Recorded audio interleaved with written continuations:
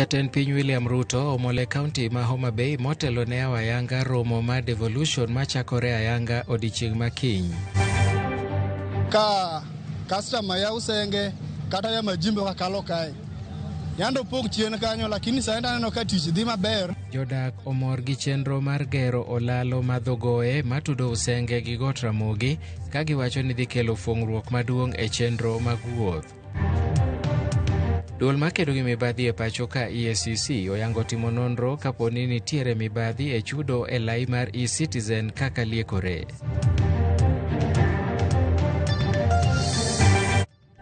Arwakini machiegni weche manyien makagi kacha, nyinga Milton Ochieng'.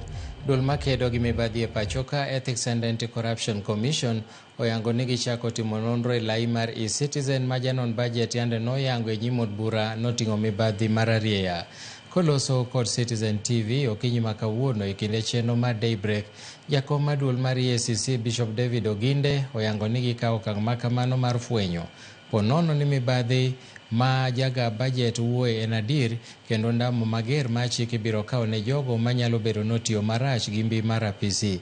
Bende owacho ni gie sani EACC nono governors ochiko e pachoka e bedo kod tudruok gi mibadhi e counties ma pachoka, kendo lero ni midhiero mapek maduol nonigo e kedo kod mibadhi en chike mag gayo mibadhi manenore ka gima rito jogo mitudo kod mibadhi to ok japiny ma omenda mare onyodhi e ataro mar chik. Looking at some of the things that the Auditor General has said to see whether indeed they are true. So, yes, we are seized of the matter to do with eCitizen. Back then, what recommendations did you make and what were the loopholes that you saw? It's almost the same kind of things, yeah. That the system was not in the hands of the government.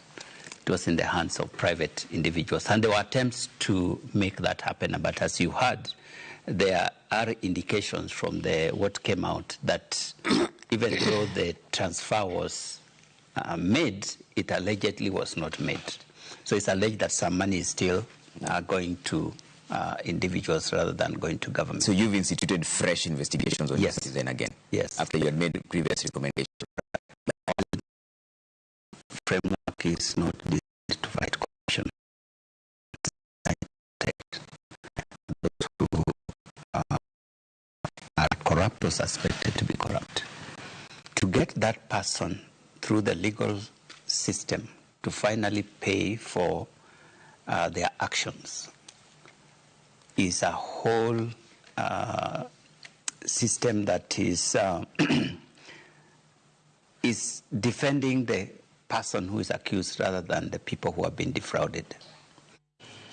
Gedo mar olalo madhogoe matudo usenge kod got Agulu osechopo atamalo 38 ka midusa motelo ne gedo nonyiso geno mare ni tijno dhi rumo e dwe mar Ang'wen higa manyien. Kaka Steve Biko leronwa, jopiny e alwora ma Imbo onyiso mor margi kaluwore kod gedono ma nosing'negi gi jatend piny William Ruto. E sach limbe mare alwora madhogoe giko higa 2023, jatend piny William Ruto nowinjo ywak jodak madhogoe mar dwaro daraja matudo Senge kod got Agulu kendo weyogi gi singo mar tieko midhierono kokalo kuom gedo mar olalo. Dweche 20 bang'e, gedo dhi nyime kendo ma e chal mar dhogoe. Kazi kidogo inaendelea hapo. Hii inaitwa drilling rig, ile inachimba zile foundations za hiyo bridge, na from there now the upper structure of the bridge will come up. So far the progress is at around 38% progress, considering the fact that the steel structure of the bridge imefika hapa na tunaendelea hivyo kidogo kidogo. Hii bridge imekuwa na umuhimu sana kwa watu wa huku. For example, watu wa kutoka kule majimbo wamekuwa na faida sana kwa hii bridge. Miaka zenye zimepita hapo kumekuwa na maafa katika hii bridge. Maji inapita juu, lakini sasa hii bridge ikiwa sawa, watu watakuwa sawa. Kalwe kod midusa motelo ne gedono, Arnold Lumbasio olalo no biro chako tich Ayanga dwe mar Ang'wen higa manyien. Kanyaka sani gedo mare osechopo atamalo 38. Hii project yetu tunatumai kuimaliza mwaka ujao mwezi wa 4, April 13, 2026 ndio our completion date. na tutafanya tujitahidi iwezekanavyo tumalize hiyo project. Moko kuom jopiny alwora madhogoe lero midhiero magisebedo ka gikaloe ahinya to kinde ma ohula mol, gino machunogi mar tiyo kod yedhi mikwang'o magiwacho ni en osigo mapek ting'o. Dhogoe ni osebedo ka chandowa ka koth chwe to pong' kaka ji kal kadhiyo majimbo onge, wathagre samoro wakalo gi yie ni tichule pesa man malo. Ok osebedo mayot dhogoe ka customer ya usenge kata ya majimbo kakalo kae. Yando pok chien kanyo, lakini saenda neno ka tich dhi maber. Moro wabet gi shida kwa kalo kar kae, onge kaka ikal kiting'o sigo, chuno ni nyaka imany ng'ama dhiri no kadhiri nyaka ichule gimoro matin, gima samoro gimidhi dwaro majimbo kod be en gimoro matin. Koro washukuru Ruto dhi miyowa tich mayot kwa usenge gosieko, tudruok dhi bedo maber. Ewi mano, ne ginyiso moro mar kaluwe kod gedono ma koro chuo nyaka thuolo mar dije ahinya to ne rowere. Ma dhogoe ni osemiyo jo rowere wetena gi youths wetena yudo tich mopogore opogore kaka drivers, casuals, tije mang'eny. Koro omiyo jomoko source of income, tijgi at least joma ne onge tich yudo tich, jok ma nigi tich bende.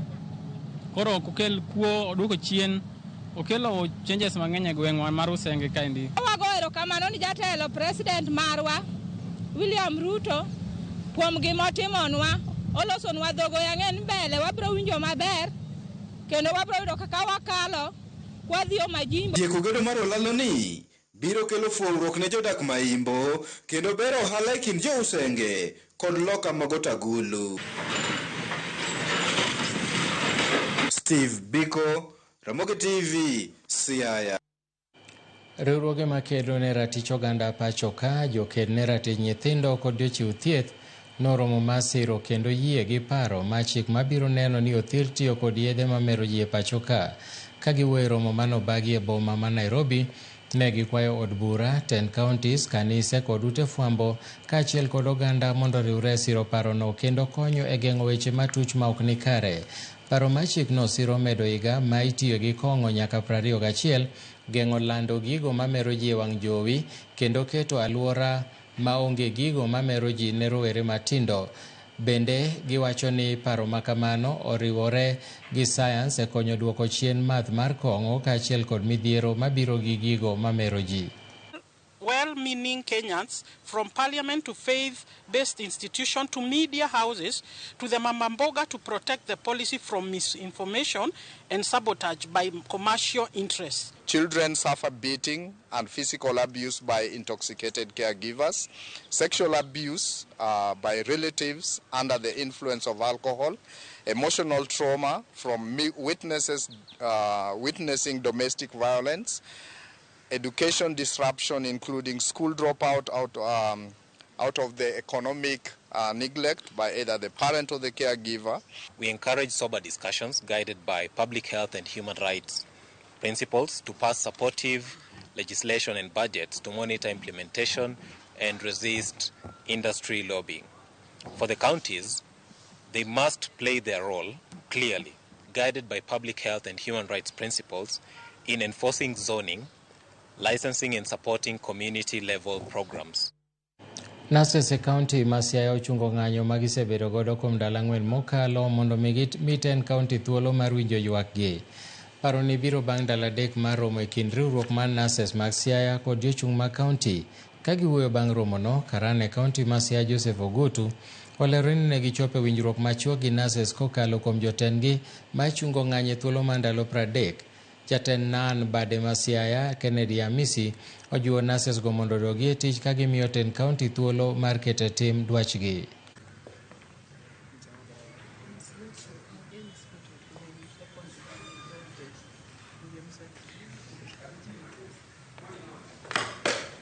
Kawuono wabedo gi winjruok kaachiel gi jotelo mag union mar nurses ma Siaya County mondo watiek wach mar strike gomo manyocha dhi mbele kowuok kuom nurses matiyo ne county government ma Siaya, kendo waduoko erokamano makende ne jotelo mag Nurses Union kuom thuolo magisekao kendo gibet kod county leadership mondo mi winjruok obede. Kendo kane wabet gi employer wa to kawuono wachopo winjruok ni mondo wachung ng'anyo ka wamiyo employer ndalo 30 mondo ongi kaka address issues mane wakete mesa. Ndalo 30 gi ka okalo kaponi employer oko timo kaka wawinjre to bro chuno wakendo mondo wadogi ng'anyo. Riwruogo kinde mamine pachoka FIDA owacho ni nitie dwaro mondo kel lokruok mag chike kod mago mag kido gi timbe kaka yo mar bero thuolo mag wakeini e chenro mopogore mag telo. Kowuoyo boma ma Diani e kaunti ma Kwale e kinde nyasi madhialo higni 40 nyaka ne chak riwruogno. Jakom FIDA Christine Kungu wacho ni ratich jok mamine mathoth manie telo serochi kendo chenro mag yudo resruok bende oseng'uki. Okindego ywak ni jotelo mamine kale midhiero makamago e mbui ahinya te kinde mag kampen kod yiero kaka yo mar geng'o gi chung' e kombe mag siasa. Thank you. Carelessly, flawlessly. The controversial suspension of Senator Gloria Oroba should also shed light in terms of what women in power are going through. These incidents spotlight the urgent need for legal, structural, and cultural reforms to protect and promote leadership. The Office of Justice has continued to face resistance over the last years, and specifically after 2022 presidential election petition judgment, and attacks of our women in leadership. We continue to see more attacks against women, particularly in the social media space. And so my worry is, coming elections, will we continue to see or be quiet when we see women are being vilified, women are being used as sexual targets to ensure that they don't vie for various positions? And so it needs not just the voice of FIDA as an organization, but the voice of each and every one of you to make that impact. FIDA Kenya taught me that justice is not a privilege, but a right. The leadership is not about titles, but about service. That empowering women is not just a legal duty, it is a moral imperative and a development strategy. We cannot ignore the deep-seated societal attitudes, patriarchal norms, and structural barriers that still hinder the full realization of women's rights. Bang' duol matayo yiero gi keyo pachoka IEBC landa yanga ni yiero madundo duto ibiro bagi tarik 27 dwe mar 11 higani. Moko kuom jopiny e kar chung'o bura ma Ugunja onyiso ikruok margi ne yiero makamano, ka giwacho ni gisebedo kuom thuolo mahaw higa achiel ka gionge jaod bura margi bang' gwelo mar Opiyo Wandayi kaka jatend migawo mar teko. Jopinygo wacho ni sirikal manywanda sani omiyo duond buche mopogore tiyo kanyakla, ka koro gikwayo mondo josiasa e kar chung'o burano bendo yie ochung' gi duond buche mopogore opogore kaluwore kod demokrasia ma pachoka. E kindeno gikwayo kwe e kind josiasa mabiro tayo chenro magi mar manyo ombulu mar pong'o komno mani nono gi e thuoloni. Waneno ka IEBC oseket in place, kendo IEBC bendo oselando date margi mag all by elections madhi timre e Kenya mzima, machiel kuom gi en Ugunja constituency. Omiyo an gima nyalo wacho, Ugunja ochung' candidates mang'eny ma party mopogore opogore, koro kwe mwanyalo wacho ni sama ji goyo siasa, wago siasa kod kwe. Omiyo an akwayo jo Ugunja, wauru wade siasa mang'eny, wauru gore, wadoguru piny, wayier kaka jomong'e gima timo. Awuoyo ka piny onge yweyo kenda kwayo jothurwa. Nolokruok wani mwakelo, to ng'ato ok nyal wuok e piny moro mondo ken walokruok. Gigeno mana kaka jaloso moro loso, no nomination mar ODM biro bedo peaceful, and security marwa ma Ugunja kae bende wakwayo mondo bed enhanced, particularly kuchomo sama IEBC bro lando no now campaigns are starting. But amomiyo butere ka nderni magwa gin maram ma prop madak ni mang'eny, to wan wonge go boda kring nyal ring kod higa achiel moko kethre. Nyaka walos ndechi wago kwase wach mar education, kwase wach mar health, kwase wach mar pi.